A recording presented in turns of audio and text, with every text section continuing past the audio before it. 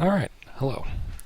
So, this is going to be an interesting series, I hope. My intention in this is to give people an idea of what QuakeWorld is, what it is like at a high level of play, and everything that's going on.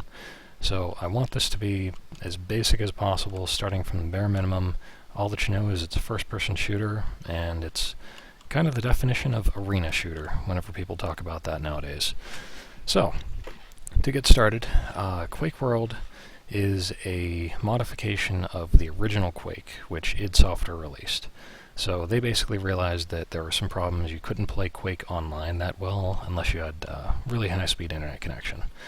So they released QuakeWorld, which had movement prediction, so that you could press forward and then you'd see yourself moving forward rather than waiting until the server saw that that was happening. That was a huge step forward, but unfortunately there was still no anti-lag for weapons. You had to really lead things if you were on dial-up, all that sort of stuff. So that's the basics of it. I'll get into more of the details of the actual game mechanics soon. But as for who I am KovaaK. I played first-person shooters casually until about 1999, and that was whenever I caught wind of some of the pro players in Europe playing a tournament called TGI, True Gamers Invitational. So, these players were basically among the world's best. There were unfortunately no Americans there, but still they were incredibly good people, and I learned so much watching their demos. I studied them. I started watching every single match from both points of view multiple times just to get an idea of what they were thinking throughout the entire matches. So I got a lot better, but I was on dial-up. So, couldn't really apply the skills I learned back in 1999. Then I moved on to Quake 3. And then I finally got cable modem in 2001, went back to Quake 1, started playing around, and then from there I pretty quickly got invited to the best clan in North America, which was American Gangsters, and that was led by Defector.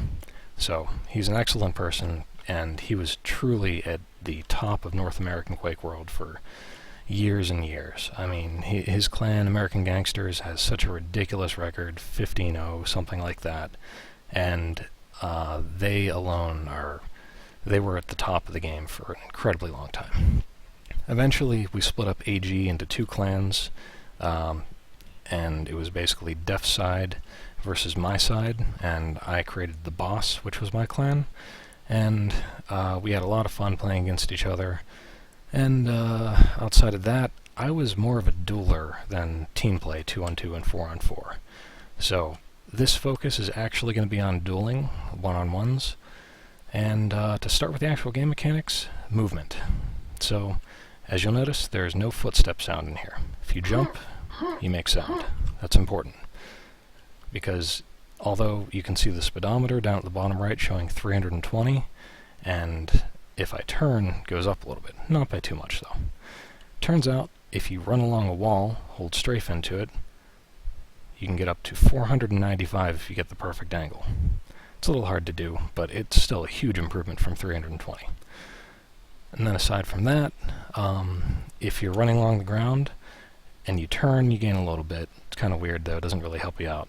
But if you hold strafe and then change strafe, you go like this, you can get up to also 495. Kind of requires the exact movement turn rate, though. So if you go too fast, then you really don't gain much speed. It's sort of a muscle memory thing. You got to figure out exactly what it requires and just get used to that. So for the first jump, you want to do that and start it off and just jump. And then from there, you can start bunny hopping and maintain that speed. Or you can change directions in the air and keep getting faster and faster. The only real limit to bunny hopping is that if you try to turn too quickly, then you will lose speed. Okay, so aside from that, you're loud whenever you're doing that. Obviously people can hear you. The distance sound travels in this game is a lot further than you'd expect if you played like Quake 3. Also, if you jump and land too far, that makes a thud. That thud can really give away your position and your intentions in a lot of duel maps. Very important. So, that aside, let's go to an actual map. So this is DM4, I'll get more into the specifics, but for now, weapons. In Quake, there is a horrible, horrible weapon imbalance. 1 is the axe, 2 is shotgun, 3 is super shotgun, all the way up to the nail guns, and then the grenade launcher, rocket launcher, and lightning. So 1 through 5, you're never going to use in combat. It's just not worth it, ever. I don't even have nail gun bound to anything because it truly is a useless weapon. Now, grenade launcher, you can fire like this, explodes 2.5 seconds after firing, and it is pretty much a denial weapon. So you use it just to prevent people from being able to get around the corners. It's very useful for what it does, but you don't really use it in combat. And then rocket launcher, much better. Explodes on contact with ground, and you can actually cause people to be bounced around. You can also rocket jump, as you just saw. And so rockets do 100 to 120 damage, depending on how close they were whenever they get hit by the explosion. Grenades are the same. Lightning gun does 30 damage per hit, and fires 10 times a second.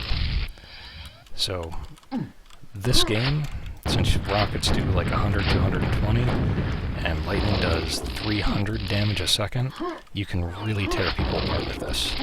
Unfortunately, lightning gun does have a limited range on it. So, if somebody was hiding at that corner, I would not be hitting them right here.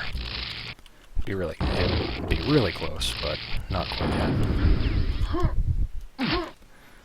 You can take down a fully armored opponent in 1 second flat, like that. But of course you have to hit every cell, so it's pretty hard to do. Let's see, what else? The explosion damage I mentioned was up to 100 to an enemy, but the explosives are half damage to you. So that's important, and the knockback is relative to how much damage you took. So you can use it to propel yourself, and at the same time you can propel enemies really far and bounce them around with it. For that matter, you can actually pin people to the ceiling like this with the lightning gun.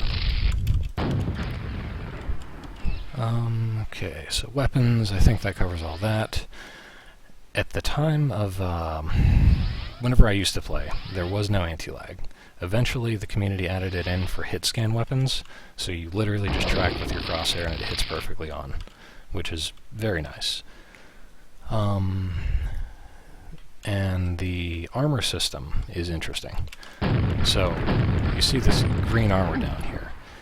It adds 100 to the armor at the bottom left, but that doesn't tell the whole story, because the armor actually only absorbs 30% of the damage I take. So if I took 100, armor would only take 30, and I'd lose 70 health. You can see that I only lost like 34 armor and about 78 health. That kind of sucks. On the other hand, yellow armor, 150 total, and it absorbs 60% of the damage I take. Much better. Red, 200, and it absorbs 80%. That is a huge buff.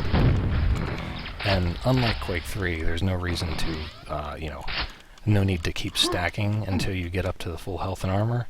You just grab it and you're immediately up to the full. So that is a huge change from Quake 1 to Quake 3.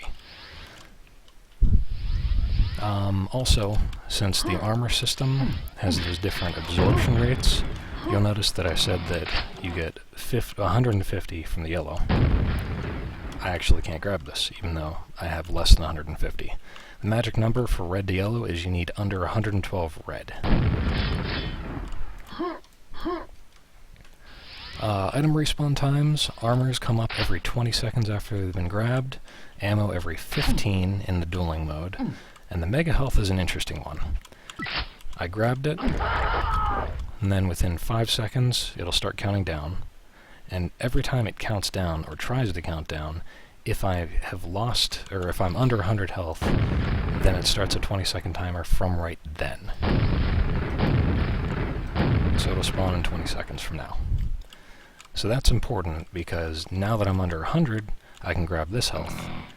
And if my opponent had beaten the mega health out of me, then he heard me grab a normal health kid, that would tell him, hey, I just lost mega, it'll be coming up in 20 seconds. Okay, so the weapons in this game stay on the ground in one-on-one mode. You cannot grab them again, you can't get ammo from them, but if you don't have them, then you will get ammo. So this gives me 5 rockets, and this will give me 15 lightning gun cells, 5 rockets. Other than that, you have to go to the actual ammo spawns to get more ammo. That's important because, for example, on this map, if you spawn at the red armor, then you get 5 rockets, you can defend yourself. Getting out to the center kind of sucks. You try to fight, you use all your rockets fighting somebody here, and then he can rush you because you just used all of your ammo, and you have to get into this room to get more of it. So if he had prevented you from getting to that room, then you'd just be toast. Okay, so the duel format, one-on-ones for this game, is 10-minute time limit. No frag limit, and at the end of it, the highest frags wins the game. If there's a tie at the end of the 10-minute timer, then it'll add time to the clock, and in this specific tournament that I'm going to be referring to and playing demos from soon, it was actually adding 2 minutes to the clock. I think 3 is standard now, but whatever the case, just adds time if it's a tie at the end. Spawn locations for whenever you die or the first spawn are predetermined. Whoever made this map, placed one here, that sort of thing, and then it is random, but in the demo that I will be showing you guys later, it's actually random minus the last one you spawned on. So if I died and I spawned right here, and then I died again, I'd spawn anywhere but here. Right now, if you play the game, it is truly random. You can spawn at any location, even if you were last there. Okay. Telefrags. So there are teleporters that move you around the map. If somebody was standing right here whenever I was doing that, he would die instantly no matter how much health or armor he had. Also, if somebody was standing here, and then I died and spawned here, that would be a telefrag. He'd die, I'd pick up his backpack. Speaking of backpacks, whenever you die, you drop a backpack. The contents of the backpack in this game are all of your ammo, and whatever weapon you were last holding. So, that'll have the rocket launcher and all the ammo I had. In team games, a lot of people will hold out the shotgun at all times and only switch to the rocket launcher to fire or lightning gun to fire, and they have scripts to let them do it. In duels, however, I typically don't like shotgun scripts because you're only going to die to somebody who already has good weapons in the first place. So you're not giving up anything by dying with the rocket launcher out unless it's an extremely rare circumstance. Okay, so items on the map. Like this. Say I spawned here, my enemy's out there. He doesn't really know that I'm here, but I'm trying to sneak to get a weapon. If I do this, I don't grab that, only because I have full cells. Normally I would grab it, so if I spawned I wouldn't have it, and then it would pick that up, and it would basically tell him, hey, I'm right here, come and kill me. Same thing down here, but you can actually dodge this one. There are all sorts of little traps throughout the map. Like if you spawn in here with the red armor, and your 2 exits out to the center are either through that teleporter or rocket jump up here, this thing again is going to prevent you from getting out without making a sound, because you're not going to have 100 cells whenever you walk through here. So, you go like that, and then hide. And from there you can silently drop, go down here, and hopefully he was looking at this exit rather than actually down there. So, let's see. In QuakeWorld, a very small difference in skill can result in a huge difference in score. There are seriously score differences of over 100 in a one-on-one, even though it's only a 10-minute match, and that's even with people who've played for years. And certain maps lend themselves more to that than others, but the point still stands. There are going to be people who can beat you 40-0, people who can beat those people 40-0, people who can beat those people 40-0, and it just goes on like that. The major reason for that is that there is a serious imbalance in the weapons and the strength of the armor. So if somebody has a rocket launcher and red armor, he can just keep killing you. You have shotgun. If if you don't get a good weapon, you'll die and die and die and die. Then he'll get another red armor and repeat. It's very brutal. 4 on 4s can be even worse. I mean, you can have 400 and nothing scores, or 400 negative scores for that matter.